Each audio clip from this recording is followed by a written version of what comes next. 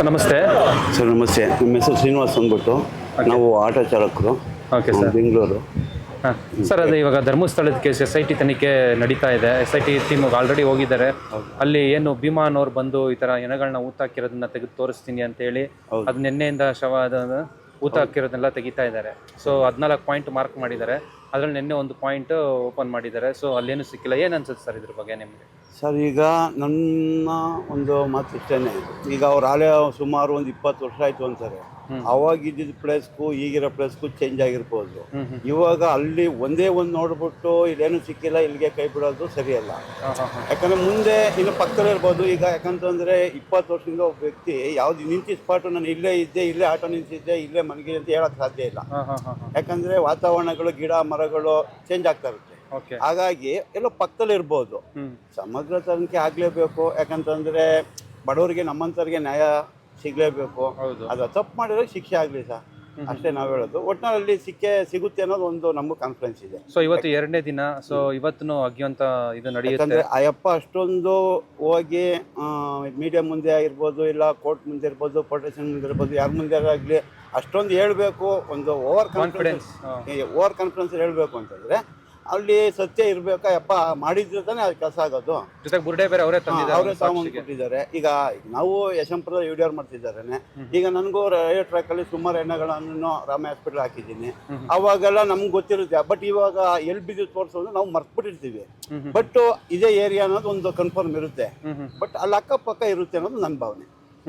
ಅಲ್ಲಿ ಅಕ್ಕಪಕ್ಕ ಇರ್ಬೋದು, ಇಲ್ಲ ಯಪ್ಪ ಸತ್ಯ ಹೇಳ್ತಾವ್ರೆ ಅನ್ನೋದು ನನಗೆ ಒಂದು ಭಾವನೆ. ಬಟ್ ಅದು ಮುಂದೆ ಪೊಲೀಸರು ಇದ್ದಾರೆ, ಕಾನೂನು ಇದೆ, ಅದೇನಿದೆ ಸರ್. ಇದ್ರ ಜೊತೆಗೆ ಇವಾಗ ಸೋಷಿಯಲ್ ಮೀಡಿಯಾದಲ್ಲಿ ಏನಾಗಿದೆ ಅಂದರೆ, ಈ ಸಮೀರ್ ಮಾಡಿದ್ನಲ್ಲ ವಿಡಿಯೋ, ಆಮೇಲೆ ಈ ಜಗದೀಶ್ ಹೇಳ್ತಾ ಇದಾರಲ್ಲ, ಸೊ ಆಮೇಲೆ ಇವಾಗ ಭೀಮಾ ಬಂದ್ನಲ್ಲ, ಇದೆಲ್ಲ ಸುಳ್ಳು, ಶುದ್ಧ ಸುಳ್ಳು ಅಂತ ಹೇಳ್ತಿದ್ದಾರೆ. ಅದಕ್ಕೆ ಉದಾಹರಣೆಯಾಗಿ ಕಿರಿಕೀರ್ತಿ ಅವರು ಮೊನ್ನೆ ವಿಡಿಯೋ ಮಾಡಿ ಬಿಟ್ಟಿದ್ರು. ಅಂದ್ರೆ AI ಮಾಡಿರೋದನ್ನ ನೀವೆಲ್ಲ ನಂಬ್ತೀರಾ? ಅವೆಲ್ಲ ಸುಳ್ಳು, ಅವೆಲ್ಲ ಏನಿಲ್ಲ. ಧರ್ಮಸ್ಥಳನ ಹೆಸರು ಕಳಂಕ ತರೋದಕ್ಕೋಸ್ಕರ ಇದೆಲ್ಲ ಮಾಡ್ತಿದ್ದಾರೆ ಅಂತ. ಇದು ನೀವು ನಿಜ ಅನ್ಸುತ್ತಾ? ಅಲ್ಲ, ಧರ್ಮಸ್ಥಳ ಮಂಜುನಾಥಸ್ವಾಮಿ ಇರೋದು ಸತ್ಯ ಅಂದಮೇಲೆ ಆಯ್ತಾ, ಅಲ್ಲಿ ನಡೆದಿರ್ಬೋದು. ಅದಕ್ಕೆ ಅಲ್ವಾ ಇಷ್ಟೆಲ್ಲ ಕಷ್ಟಪಟ್ಟು. ಈಗ ಇವ್ರು ಯಾಕೆ ಈಗ 200 ಪೊಲೀಸರು, DSP ಅವರು, ಇವರು ತಹಸೀಲ್ದಾರರು, ತಿರ್ಗಾ ರೆವಿನ್ಯೂ ಡಿಪಾರ್ಟ್ಮೆಂಟು, ತಿರ್ಗಾ ಮೇಲೆ ಯಾರು ಫಾರೆಸ್ಟ್ ಡಿಪಾರ್ಟ್ಮೆಂಟು ಎಲ್ಲ ಒಟ್ಟಾಗಿ ಯಾಕೆ ಇದು ಮಾಡ್ಕೊಂಡು 13 ಜನ ಯಾಕೆ ಕಷ್ಟ ಬಿದ್ದರು? ಯಾಕೆ ಇಷ್ಟೆಲ್ಲ ಒದ್ದಾಡಬೇಕಾಯ್ತು? ಅವ್ರು ಹೇಳೋ ಮಾತಿಗೆ ಸತ್ಯ ಇದೆ ಅನ್ನೋದು ಅವ್ರಿಗೂ ಅನ್ಸಿರೋದು ತಾನೆ. ಅದು ಮುಂದೆ ತನಿಖೆಯಲ್ಲಿ ಗೊತ್ತೇ ಆಗೇ ಆಗುತ್ತೆ. ಅದು ಗೊತ್ತಾದಾಗ ಇವಾಗ ಯಾರು ಸೋಷಿಯಲ್ ಮೀಡಿಯಾದಲ್ಲಿ ತಪ್ಪು ಸರಿ ಅಂತ ಮಾತಾಡಿದ್ರು ಅವ್ರವ್ರಿಗೆ ಕಾಲನೇ ಉತ್ತರ ಕೊಡುತ್ತೆ ಸರ್. ನಾವೇನು ಹೇಳೋಂಥ ಅವಶ್ಯಕತೆ ಏನಿಲ್ಲ. ನಾವು ಏನಿದ್ರು ಒಂದು ಮಾತಾಡ್ಬೋದು ಅಷ್ಟೇ. ಒಳ್ಳೆ ಸತ್ಯ ಯಾವುದು ಸುಳ್ಳು ಯಾವುದು ಅಂತ ಅದು ಭಗವಂತನಿಗೆ ಒಬ್ಬಂಗೆ ಗೊತ್ತಲ್ವಾ. ಹಾಗಾಗಿ ಧರ್ಮಸ್ಥಳದಲ್ಲಿ ನ್ಯಾಯ ಸಿಗುತ್ತೆ ಅನ್ನೋದು ನಮ್ಮ ಭಾವನೆ ಸರ್. ಅವ್ರು ಹೇಳೋ ಪ್ರಕಾರ ಅದೆಲ್ಲ ಶುದ್ಧ ಸುಳ್ಳು ಅನ್ನೋದಾದರೆ, ಮತ್ತು ಧರ್ಮಸ್ಥಳದಲ್ಲೇ ಯಾಕೆ ಅಷ್ಟು ಶವಗಳು, ಅಂದರೆ ಎಷ್ಟೋ ಜನ ಸತ್ತು ನಾಪತ್ತೆ ಆಗಿರೋರೆಲ್ಲ ಅಲ್ಲೇ ಯಾಕೆ ಸಿಗ್ತಾ ಇದ್ದಾರೆ, ಮತ್ತು ಇದುವರೆಗೂ ಯಾಕೆ ಒಬ್ರಿಗೂ ನ್ಯಾಯ ಸಿಕ್ಕಿಲ್ಲ ಅನ್ನೋದೇ ಅಲ್ವಾ ಸರ್ ಪ್ರಶ್ನೆ? ಈಗ ದೊಡ್ಡವರು ಕೈವಾಡ ಇದೆ ಅಂತ ಈಗ ಆಲ್ರೆಡಿ ಗುಮ್ಮನಿಗಳಿದೆ. ಹಾಗಾಗಿ ಇರ್ಬೋದು, ಇಲ್ದೇನೂ ಇರ್ಬೋದು.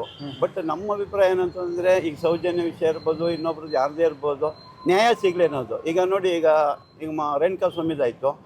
ಅವ್ರು ಆದಾಗ ಅವ್ರು ಮಾಡೋರೇ ಮಾಡಿಲ್ಲ ಅನ್ನೋದು ಅದು ಮಾಡಿರೋರಿಗೆ ಮಾತ್ರ ಗೊತ್ತು. ನಾವು ದರ್ಶನ್ ಫ್ಯಾನ್ಸೆ. ಹಂಗಂತ ಅಂದ್ಬಿಟ್ಟು ಅವ್ರು ಮಾಡಿಲ್ಲ ಅಂತ ನಾವು ಹೇಳೋಕ್ಕಾಗಲ್ಲ, ಮಾಡೋರು ಅಂತ ಹೇಳೋ ಅದು ಕಾನೂನು ಇದೆ. ನಾವೇನು ಮಾತಾಡೋದು ತಪ್ಪಾಗುತ್ತೆ. ಮೀಡಿಯಮ್ಮಿಂದಲಾಗಲಿ, ಇಲ್ಲ ಸೋಷಿಯಲ್ ಮೀಡಿಯಾದಲ್ಲಾಗಲಿ, ಪಬ್ಲಿಕಲ್ಲಾಗಲಿ, ಒಬ್ಬರನ್ನ ಅಪರಾಧಿನದಾಗಲಿ ಅದು ಮಾತಾಡೋದು ನಮ್ಗೆ ತಪ್ಪಾಗುತ್ತೆ.